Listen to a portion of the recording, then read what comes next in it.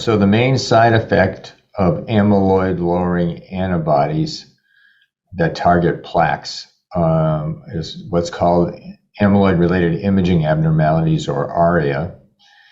And that shows up as areas that are bright on a FLAIR MRI image, leakiness of water, and also as dark areas on a hemosiderin, or a blood-based sequence on MRI, and that's leakiness of blood products.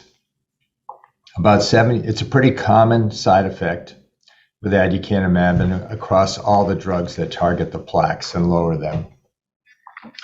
And the majority of the time, about 70% of the time, there are no symptoms, but there can be symptoms. Usually they're mild and transient, but they can be more significant. And so we recommend, and there are updated appropriate use recommendations that were published, very careful monitoring to try to detect ARIA early and manage it appropriately so it doesn't become a serious clinical event. Well, fortunately, the FDA has updated its prescribing information based on the clinical experience we've had so far, and pretty much in line with the appropriate use recommendations. So, and this really follows the phase 3 program of aducanumab, the clinical trial program, where I think the monitoring was good.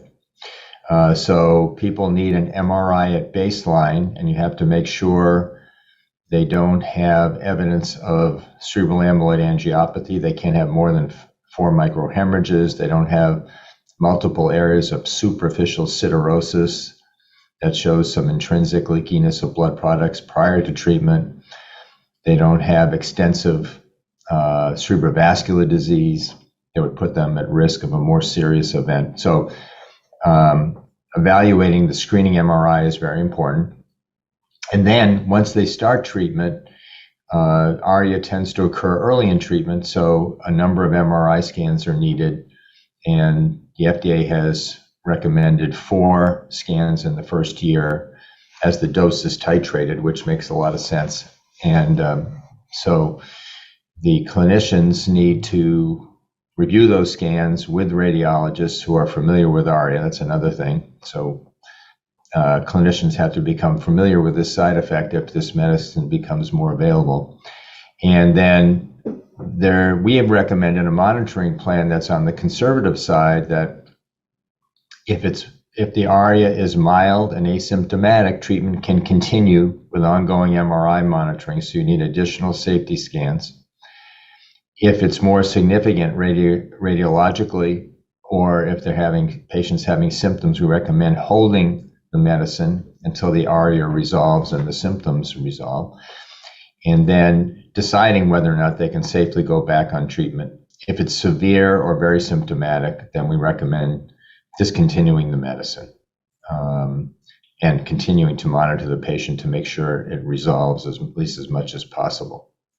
And I mentioned there are only a handful of cases, but every program has them in this class of medicine where it can become severe radiographically and clinically, and some of those patients will require hospitalization, will require high doses of corticosteroids to help reduce the edema. So clinicians need to be prepared for that in case it occurs with one of their patients. So we recommend having a plan in place for a more severe case. Also, seizures can occur, and so monitoring for seizures is important and treating those aggressively. So that's basically the monitoring plan.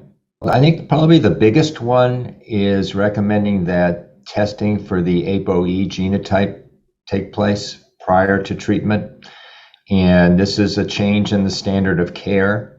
And we know that ARIA is related to a specific gene. The APOE4 gene is associated with an increased risk of ARIA. If you have 2 copies of that gene, then the chance of having ARIA is about 2 out of 3. So it's really high. If you have 1 copy, it's about 35%. If you have no copies, it's about 20%.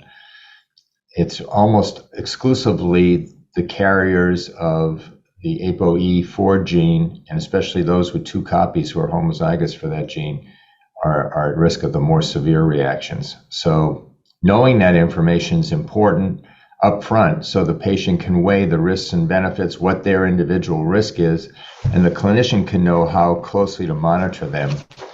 And I certainly take that into account in making decisions about continuing treatment based on their ApoE status. So that's a change in the standard of care. It's something we've been doing at our memory program for many years and have done it safely. It hasn't been psychologically difficult.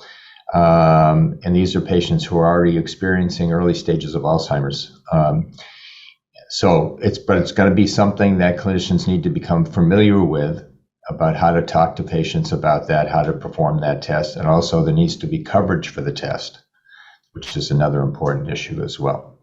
I think it's more of the safety monitoring. We also recommended stopping rules for patients who had multiple episodes, more than 2 or more episodes of ARIA, severe ARIA. We just gave clearer guidance about how to manage safety.